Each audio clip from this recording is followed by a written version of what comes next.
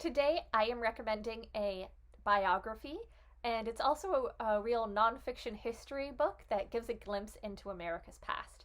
It is called Never Caught: The Story of Ona Judge, George and Martha Washington's Courageous Slave Who Dared to Run Away by Erica Armstrong Dunbar and Kathleen Van Cleve. So you'll notice from the title that Ona Judge was an enslaved person owned by George and Martha Washington. And that's the George Washington who was one of the founding fathers of America. Ona Judge was born into slavery, the property of George and Martha Washington. Her mother was an enslaved seamstress owned by Martha Washington, and her father was a white indentured servant who would eventually leave them both behind. When she was 22, Martha decided to give Ona to her granddaughter as a wedding gift, tearing her away from her family and putting her at the mercy of people Ona knew to be cruel.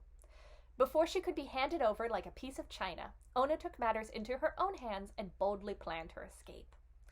I'm just going to repeat that point that she was going to be given away as a wedding present. So just like when I got married recently, people gave me silverware or they gave me plates and bowls. Martha Washington was going to hand over a human with a whole life and family at their estate and give her to her granddaughter. And she knew that both her granddaughter and her granddaughter's fiancé were really cruel people. And Ona knew that, and she didn't want to end up being at their mercy. And so she ran away. And she was, as the title suggests, never caught. She was able to successfully escape, even though she faced a lot of difficulty and hardship, and she knew the consequences of being a runaway and being caught and brought back and the punishments that would ensue. But she was able to live out the rest of her life without being caught and forced to go back. I'm going to read a quote that I really enjoyed from the first chapter called America's Daughter.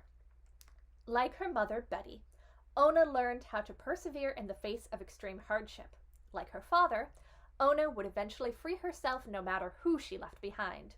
Finally, like America itself, Ona would risk everything so that she too could achieve those rights written in the Declaration of Independence: life, liberty, and the pursuit of happiness. So if you want to know a little bit more about American history and you want to read just a really great biography, that's Never Caught: The Story of Ona Judge.